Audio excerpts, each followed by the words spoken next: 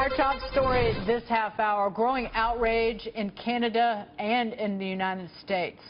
Reports are that a former Guantanamo Bay detainee will receive almost $8 million and an apology from Canada's Liberal government for his time in Guantanamo Bay in the U.S. prison Gitmo. Omar Kandar, a Canadian citizen, admitted to killing an American medic while fighting in Afghanistan in 2002, and he spent 10 years in Guantanamo Bay. Joining us now to weigh in, conservative columnist Dr. Gina Loudon. Dr. Gina, he pleaded guilty to killing an American soldier, and now he is being rewarded with millions of dollars. Shameful. Shameful and disgusting. And Dagan, you know, this is another part of the Obama legacy in his scurry to, get Gitmo closed, which of course he absolutely never accomplished, even after repeatedly saying that he was going to. This is the fallout that the rest of the world has to endure. Now this known terrorist, a trained bomb maker who killed, as you said, an Army medic, with a wife and children at home who've lived without him for 10 years now. Now this guy has millions of dollars to fund his next escapade. This should absolutely concern everyone who hears this story. Dr. Gina, Harlan Hill here. What could possibly be the justification for the Canadian government to do this? An American medic was killed. Now, maybe he was mistreated at Guantanamo. You could make that argument. Maybe he should get an apology for that or something. But for the Canadian government to compensate him to enrich a known and admitted terrorist, I'm just trying to get in the head of that decision. Like, how does that even come? If you floated that in a meeting, I would laugh at you. You know what I mean? Right. But this is the result of socialism. I mean, originally, when he was convicted and sent to Gitmo, there was a conservative government in Canada. Now we see the fruits of socialism. We see the fruits of liberalizing our entire message about what terror really means to the Western world. And this is where we land. But I would disagree with you on one thing, though, Harlan. I would say I don't think he deserves an apology. An apology?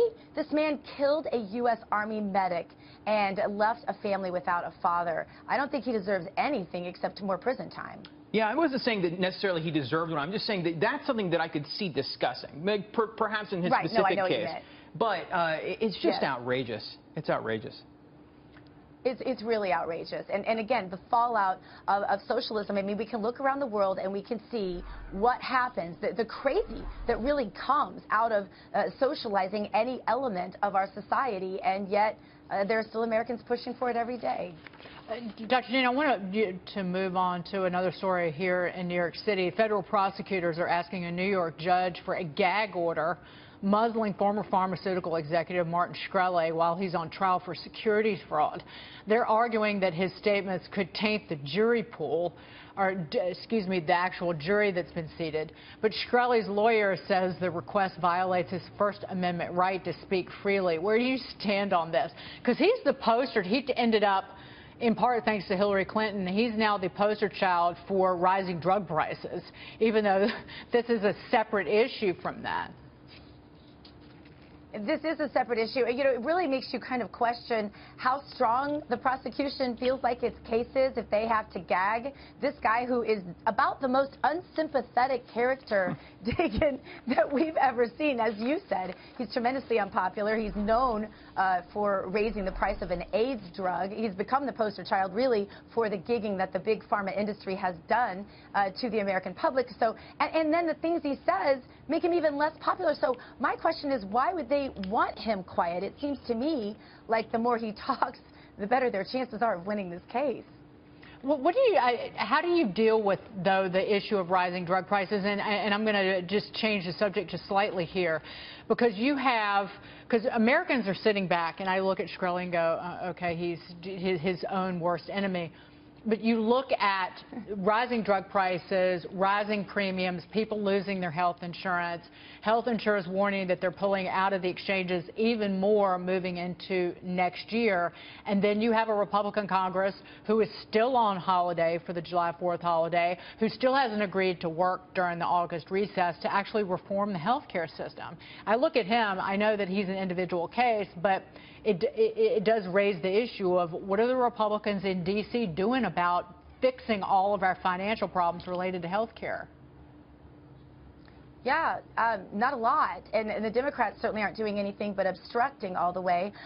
This is why a total repeal is such a good idea. This is why price transparency and drug transparency is so important. You know, there are drugs out there, Dagan, that we're using today that it's a deal with Big Pharma that the legislators have made. And that's a lot of the reason why, let's not forget, a lot of the reason we're watching this as the American public consuming all of this information about the repeal, replace question of Obamacare. But what's really going on, and the reason people like Mitch McConnell won't even entertain the notion of a straight repeal, is because the Big Pharma lobbyists are all in their heads all the time, and in their pockets, by the way. And this is what's really going on behind the scenes. Big Pharma is extremely powerful lobby. So are the hospitals, and so is the American Medical Association. All are fairly corrupt and all collude to fix prices and to make the expenses worse on the American consumer. So this transparency thing really needs to be examined before anything is put in place of Obamacare. Dr. Gina Loudon. Dr. Gina, thank you so much.